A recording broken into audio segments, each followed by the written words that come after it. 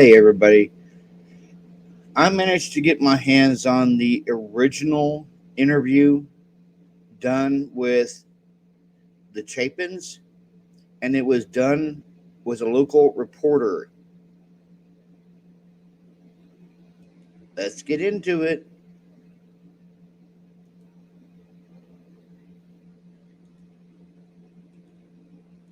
How you guys are doing.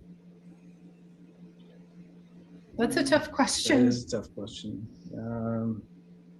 It's not something you ever expect to hear, ever. Like the call we took from our kids who were there, and you just expect to outlive your kids. Honestly, I don't know.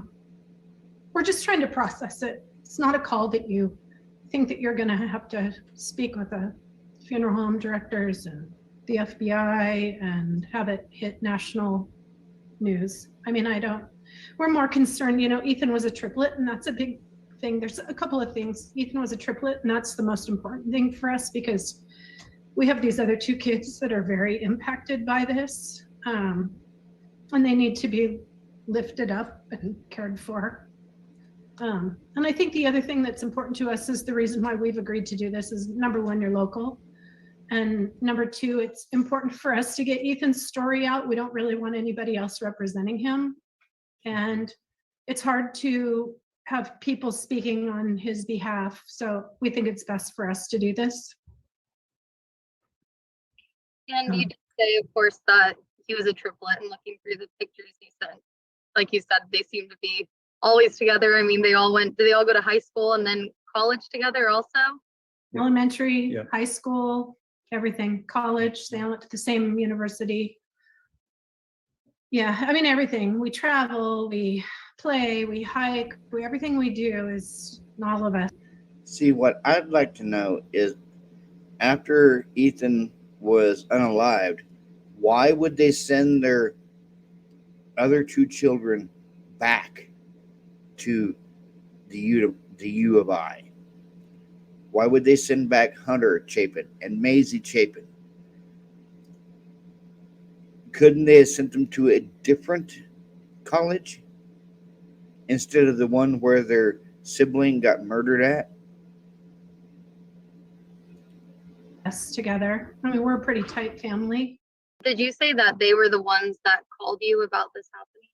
Yeah. Yes. And then are you guys all back together now? We are. Yeah, we're in our home in Northern Idaho, our summer home.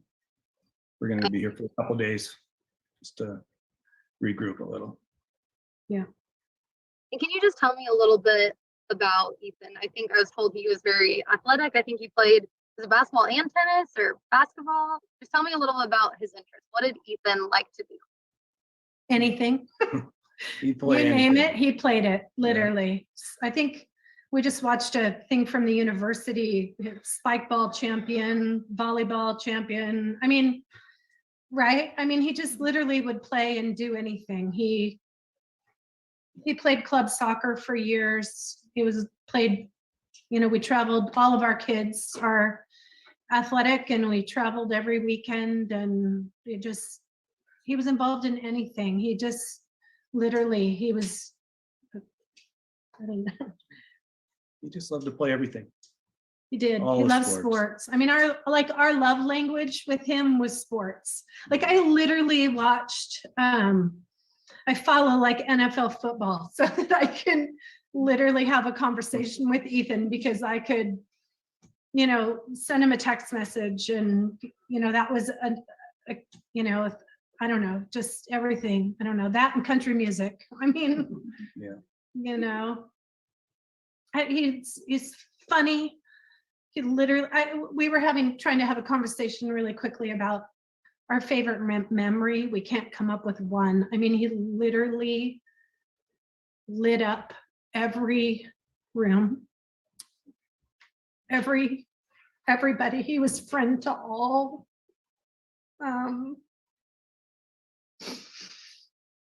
He was an incredible human. I mean, one of a kind, popular. I mean, not that that matters, but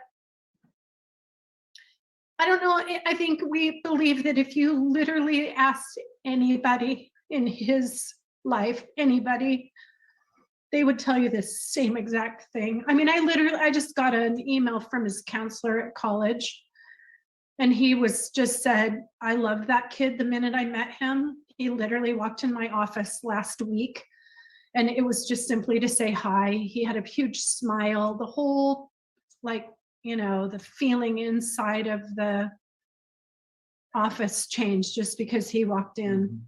He always had something funny to say. That's been something we've talked a lot about. I mean, he was definitely the comedian of the three kids. He kept us all, I mean, we have the funniest video.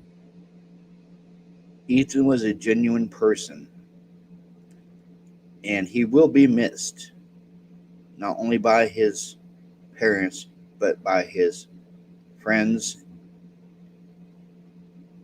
and other family members and everyone that he has touched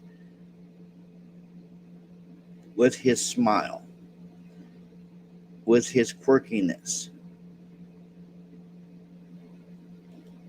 Videos of him. He's the kind of kid that everybody wanted to be around. You know, he was just a good kid He's a good kid. that Kind to all. didn't deserve what happened. No. Oof. And wasn't he going to school to study? It was something to do with sports, wasn't it? Sports management, I think. I don't know the technical title of it. But yeah, I mean, we told him he should go be a teacher and a coach. I mean, he was incredible the way he worked with kids, and he refereed youth basketball on the weekends in Mount Vernon. I don't know, he touched a lot of people. I mean, it's the amount of support that we've seen so far has been incredible. Right? Yeah. Our neighbors, everybody, it's incredible. I mean, we have messages from people that just are like, I knew him and he was incredible. Our daughter knew him, and all she talked about was how great he was. I mean, it's a huge loss. We were at Parents Weekend last weekend with them, and Jim and I left that weekend, and as we pulled out of Moscow, we literally were like, we've done it. We've literally done it as parents. We've created 3 incredible humans that will go on and have something great to offer to this world. Honestly, all 3 of them. We literally had a conversation that we will no longer have to worry about these kids because we did it. Hopefully, people can support you guys right now. It's an interesting situation because in all of your hardships in life, whatever you're going through, there's always like an outcome, like you get through it, right? Like, I don't know, whatever it is. This is something you wake up and you realize it's never going to go away, and it's very different. It's a very different. 2 a.m. is a dark hour, I can tell you that. We're all. And I guess just during this time, like I said, you guys seem very tight knit. Are you just like, what's going forward look like for you? I know that's a hard question right now. But I know it seems like you guys are really there supporting each other through this. I think one of the first things that, like, when we got Maisie and Hunter, one of the first things, that came to me is that our life has literally taken a left turn, and I don't know how that's gonna affect us, but we will not let this sink us or sink our kids, because if anything, they have to go on and shine Ethan's bright light on their own. I think that's the questions I have right now, unless there's anything else you guys wanted to add. Kids, do you want us? Our kids are here watching. Do you guys have anything you want to add? Hunter, Maisie? He was their number 1, and that's going to be a hard loss for both of our kids, both Maisie and Hunter. I mean, he was the he was kind of each of their number one. So it's going to be hard just for the three of them to, without him, to, now that they're two, you know, we've gone from 3 to 2, and it's going to be hard for the 2 kids to figure out how to live life when you've spent 20 years as 3, you know, and now they have to figure out how to be 2 and carry, you know, I don't know. It's terrible. It's important for us. I mean, the reason we've agreed to do this is there's some misinformation out there, and that's been hard for us. And that's why we, as a family, talked about it and agreed to do this, because the things that are being said are 100% not true. There's not drugs involved. There's not some weird love triangle. Ethan stayed the night at his girlfriend's house, who was one of 5 girls who lived in the home. And it's just important that people let the criminal part of it try to work itself out, and that these kids, these all of the kids were just really good, great kids. So, I mean, the light of the school, I mean, everybody knew them. One of them, I believe, was his girlfriend was also killed. Is that correct? Yes, Xana. Yeah, they were in the same room. And I think that's all the questions I have, but I really do appreciate you guys sharing more about Ethan so we can understand more about him and share more about him with, you know, Western Washington and the community here. Thank you. Thank you so much. You heard it from Stacy herself. 2 a.m. is a dark hour. Now, what does she mean 2 a.m. is a dark hour? Could he have been killed before the 4 a.m. supposed timeline? We'll never know.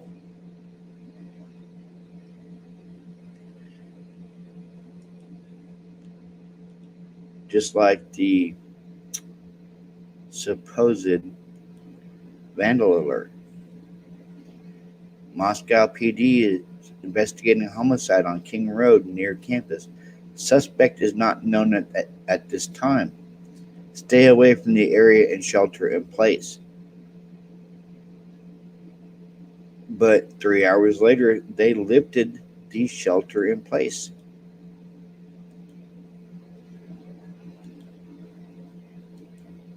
Pullman, the same thing.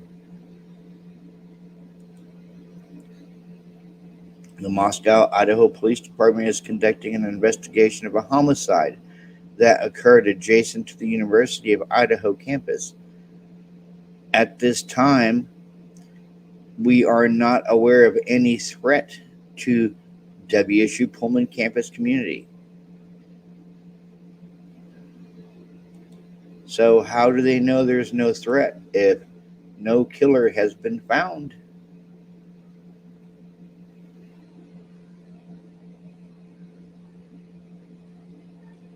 They don't know. They really don't.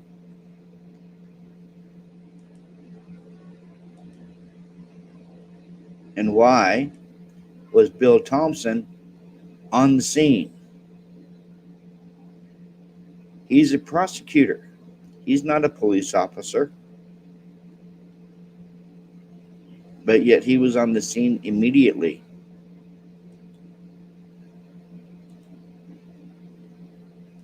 And why has Kathy Mabbitt conflicted her story numerous times? Yeah, at first we were told the kids were asleep and they were stabbed in their bedroom while they were sleeping. And when she was asked to elaborate more, she would cross her arms and lean back in a defensive manner.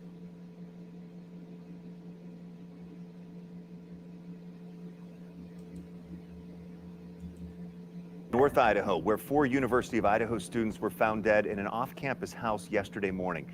Today, both the university and police identified the students who were killed. 3 of them are from Idaho. News Channel 7's Andrew Bartline and photographer Troy Colson made their way up to Moscow today. Andrew is now live at the scene. So, Andrew, what can you tell us since you've arrived there? Well, first off, we'll set the scene for where we are on campus. It's kind of the corner of Queen and King. If you're not familiar with their roads, I mean, it's just kind of off the campus, kind of near one of those Greek row sections that's sort of broken into 2 here up at the University of Idaho, pretty close to that water tower. We talked with the Moscow mayor, Art Bedke.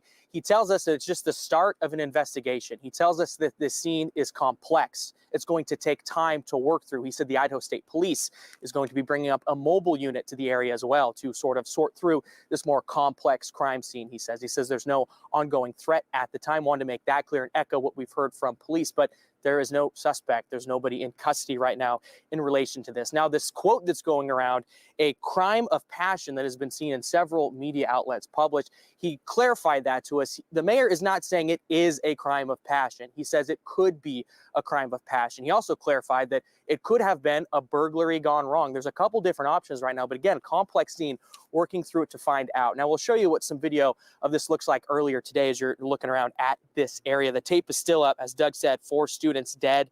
That they were found around noon yesterday. It is a homicide investigation. And now the names are known to us. It's Ethan Chapin, Madison Mogan, Xana Cornoodle, and Kaylee Goncalves. And we talked with a neighbor who lives right next door to them. She said she knew nothing the night of, but police cars the day after sort of woke them up around noon.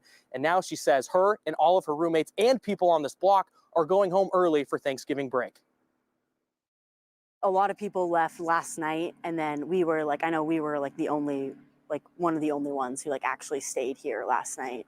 My mom has called me every single hour for since 7 a.m. this morning. So yeah, they want me to come home if I don't feel safe. They just said, come home. Like, a week worth of school isn't worth it. Like, if you're just gonna be scared every night. So it was just like every little noise, I was like, is someone in the house? Like, I don't know. And it was just scary. Like, it's all just shocking and scary. Like, I never would have thought that this would have happened here. The university canceled classes today. Classes are scheduled to resume tomorrow, but as we mentioned, a handful of students are leaving early. And actually the scene right now, if you want to take us back, you can see that a car is actually now driving in onto the property. This is a Moscow police car. There's already 1 police car on the property right now, so that would make it 2. That other car has been there since we got here earlier today. That was around, I believe, 4 o'clock Mountain Time. So there's a couple moving pieces right now, and it looks like there might be another car. And it does, no, never mind, I take that back. That is a residential car nonetheless. But we're going to stay on top of this. We're going to have more for you at the news at 10, more of our conversation with the mayor and from the people who live in this neighborhood, sort of how they're handling this situation right now. Doug. Andrew, thank you for getting us up to speed there live in Moscow. Look for your report tonight on the news at 10. North Idaho, where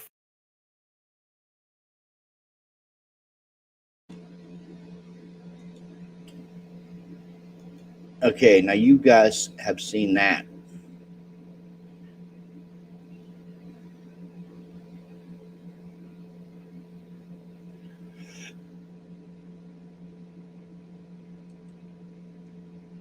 Here we go again with Kathy Mabbitt. Place of pronounced death, 1122 King Road, Moscow, Idaho. Cause of death, homicide. Murder, manner of death, stabbing.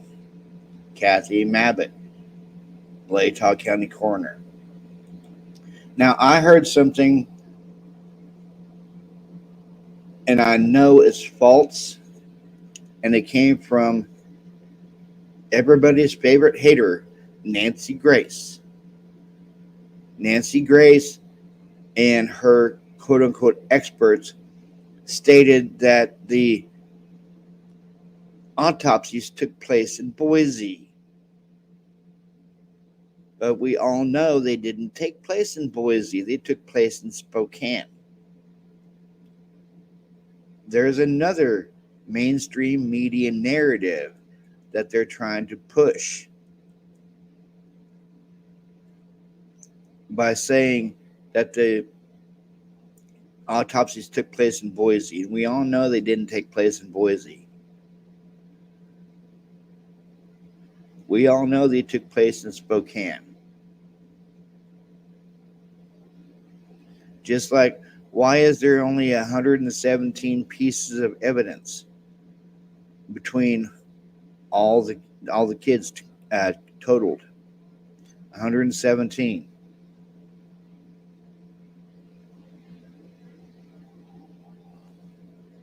Yeah, I don't buy that bunk.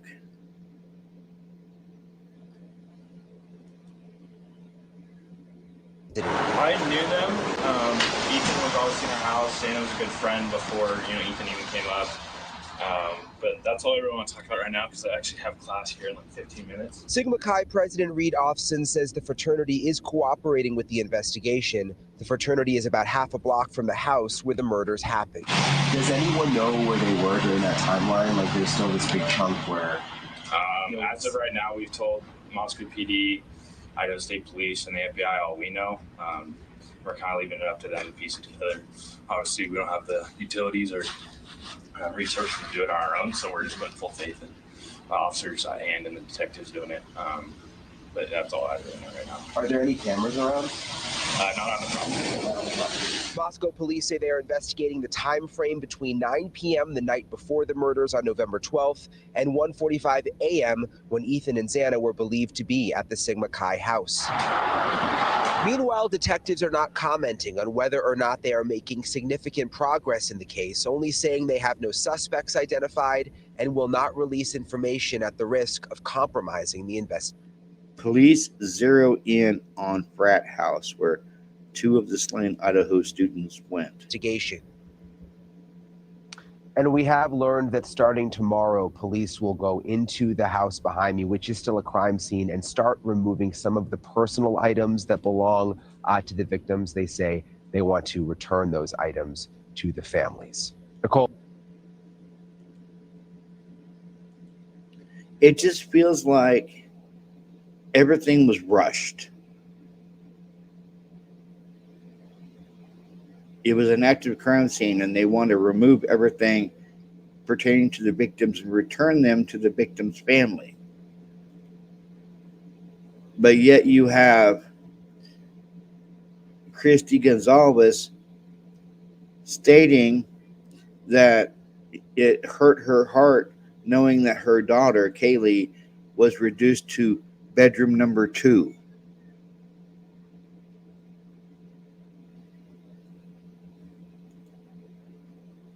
And here's the infamous screenshot.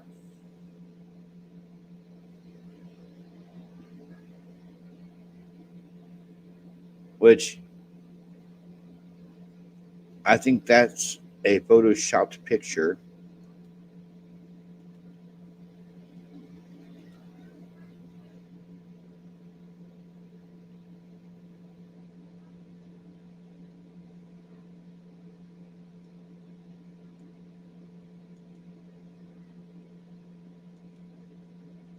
And here's them loading everything into a U-Haul from the house. If it was an active crime scene, guys, why were they doing that? Why were they loading it up to, quote unquote, return the belongings to the families?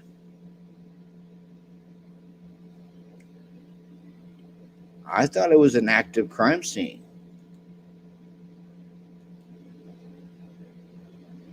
I didn't know you could return stuff without vetting it for DNA and everything else.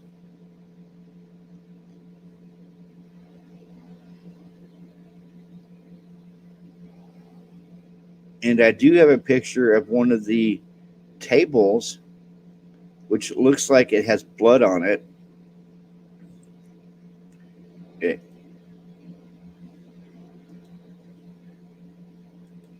How can one man kill 4 people in a house of 6? Just see, there's Dylan's bedroom right there. There's Kaylee and Maddie. Dylan would have had to heard what was going on up there, because there is Murphy in Kaylee's room. There's Xana and Ethan. There's Bethany. There's Dylan. There's Maddie and Kaylee. She's right below where they were murdered at. And how can you not hear them being murdered? How can you say it was the sounds of Kaylee playing with Murphy when Murphy was clearly on the opposite side?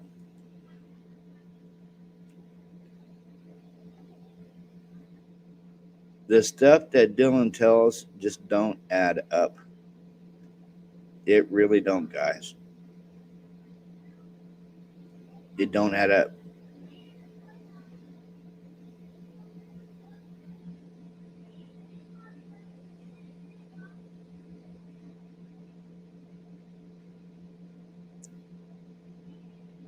It don't add up at all. Like, how can you get, guys, 117 pieces of evidence just between 4 people?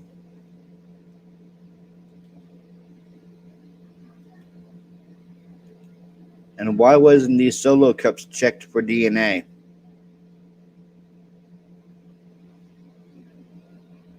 Huh? Huh, Mr. Thompson? Why didn't you have the police check these solo cups for DNA? Why are you singling out one person? It just don't make no sense.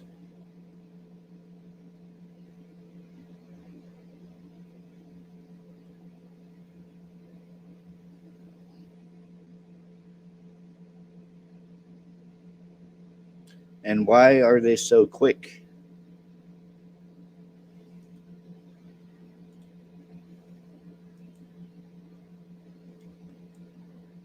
To get everything out of the house that belonged to the victims.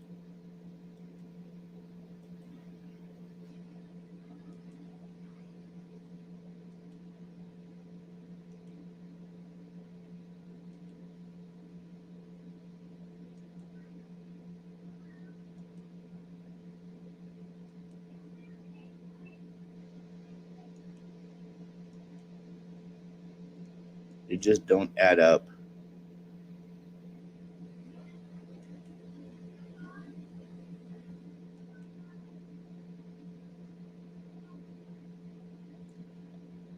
I think that's Bethany.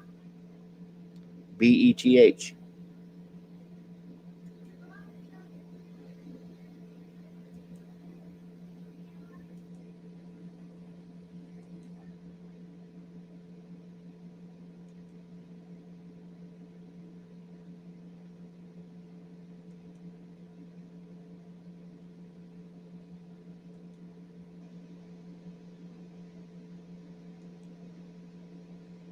And there's the infamous car they want us all to believe was Brian's car when they found no DNA in his car.